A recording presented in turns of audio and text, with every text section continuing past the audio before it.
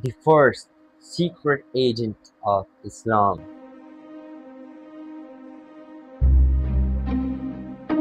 There was a man whose secret information helped the state of Medina make its decisions.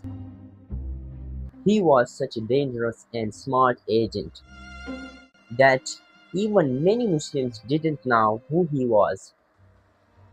The Prophet Muhammad's grandfather, Abdul Muttalib, had 10 sons. Out of them, 4 are most remembered: Abu Lahab,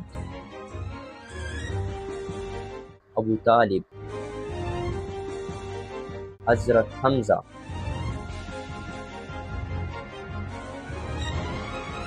and Hazrat Abbas.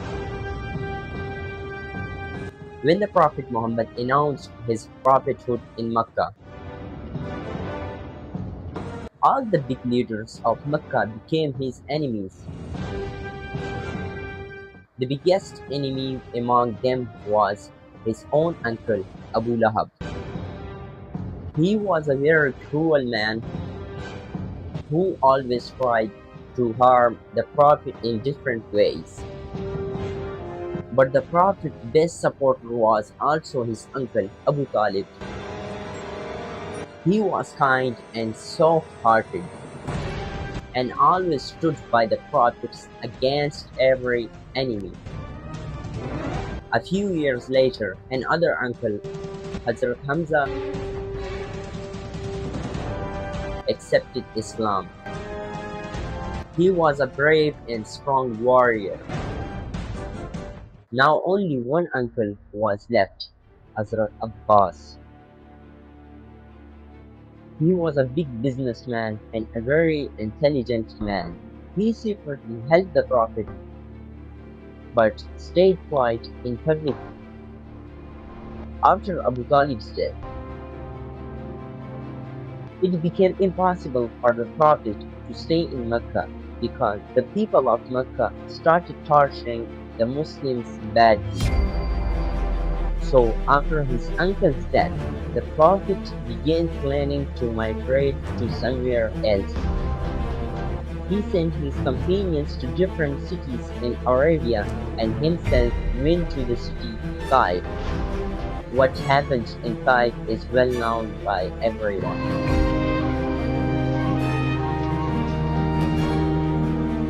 After the incident of Taif, when the Prophet returned to Mecca, people of Mecca thought he had no option left. Suddenly, one day, some people from a small city called Medina come to Mecca for Hajj. Some of them secretly requested to meet the Prophet at night. The Prophet agreed.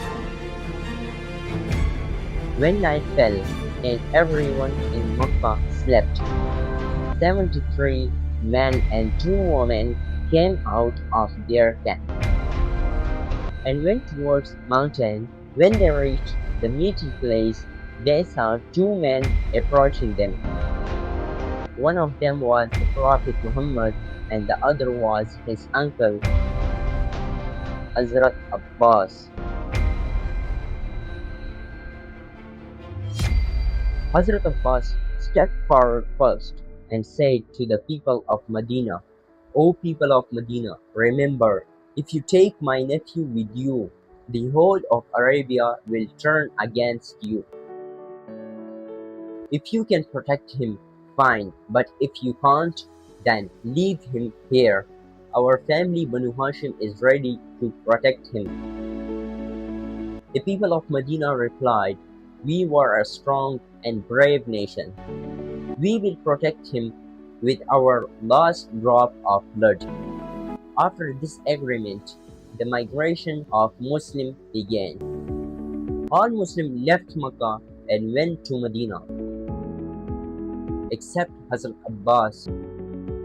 He stayed in Makkah.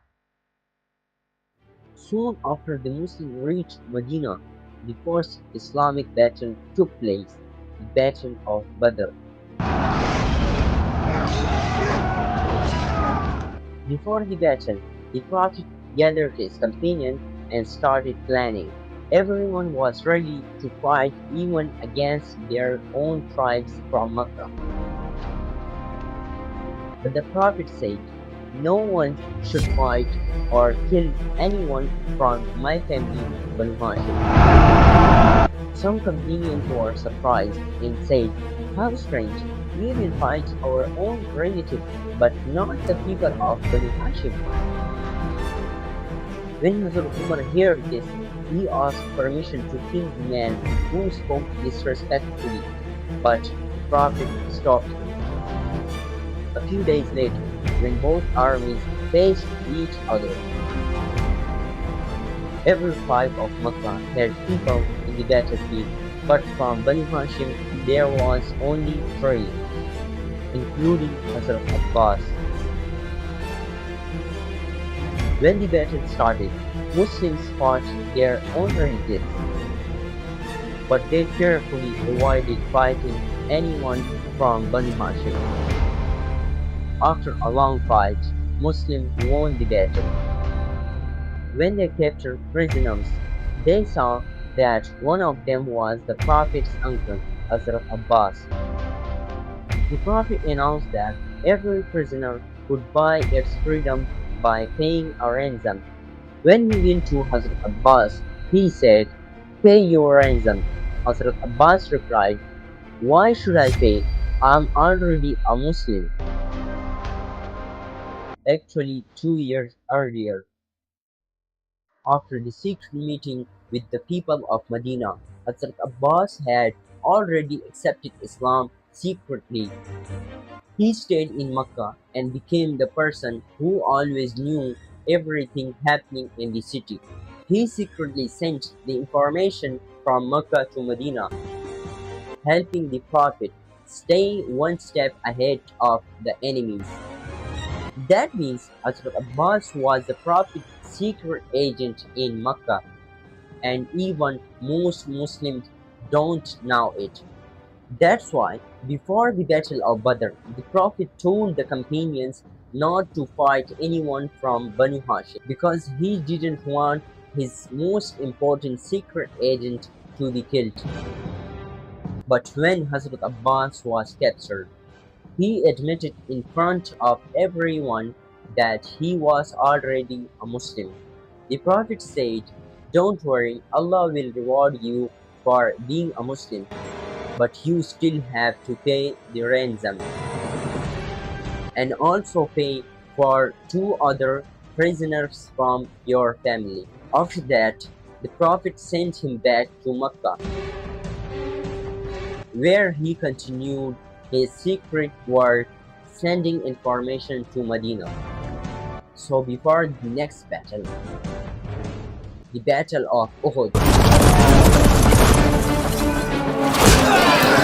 the Prophet already knew everything about the Makkah army because Hazrat Abbas had informed him in advance. The same thing happened in the Battle of Trench. The Prophet always knew the enemy's plans beforehand. Finally, the day came. The conquest of Makkah. The Prophet marched from Medina with 10,000 Muslims. Hazrat Abbas realized there was no need to hide anymore. He left Makkah with his family and met the Prophet's army on the way. Together, they went back and conquered Makkah. After the victory of Makkah, another big battle took place, the Battle of Hunayn. This was the first time Hazrat Abbas fought as a warrior, not as a spy.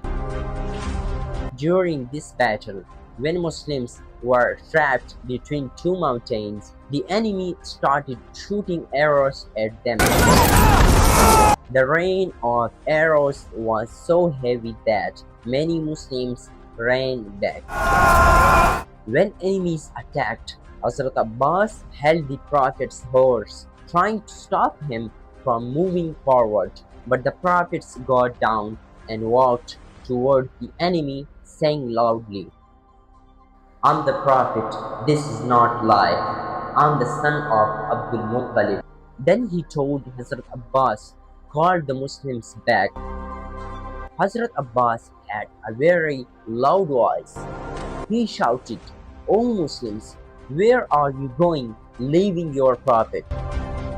Hazrat Abbas later said, as soon as the Muslims heard my voice, they turned their camels and rushed back toward the Prophet. Some couldn't even turn their camels.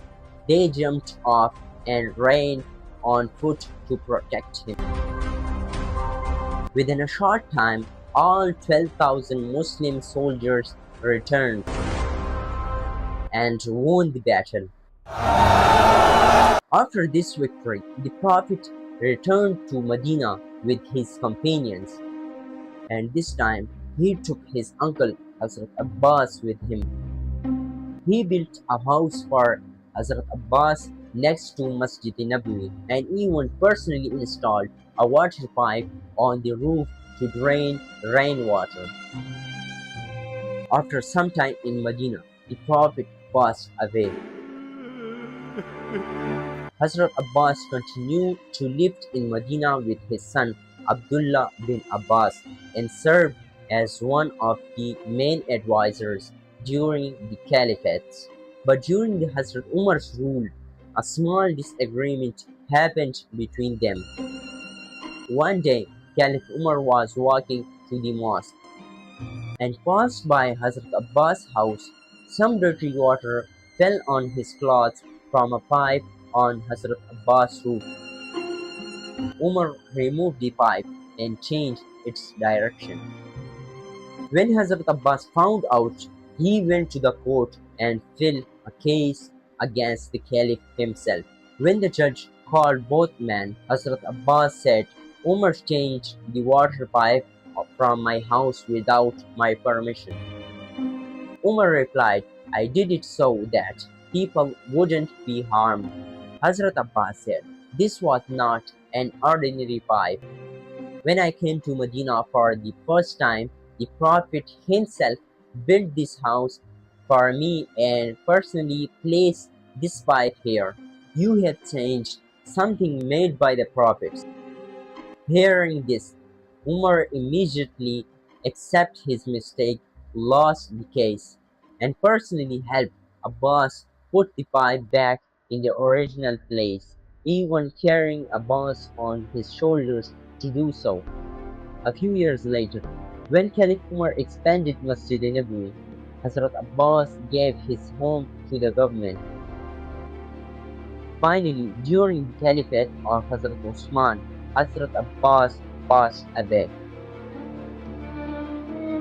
It is said that so many people came to his funeral in Medina that there was no space left in the cemetery.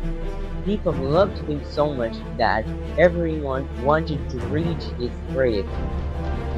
Even Caliph Osman got stuck in the crowd and had to call the police to control it. He ordered that only the family of Banu Hashim should stay near to the grave, that the Prophet's uncle, the first secret agent of Islam, and the ancestor of Abbas's Khilafat.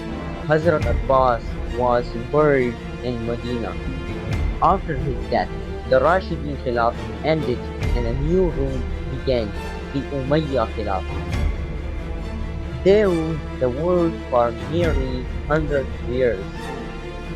But later, the descendants of Hazrat Abbas rose up against the Umayyad and took power, naming their new rule after their ancestor, the Abbasis Khilafat.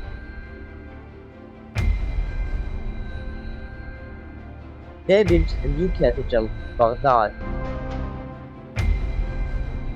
and from there began a new Muslim era of Muslim glory. Now even today is the Islamic golden age. Subscribe.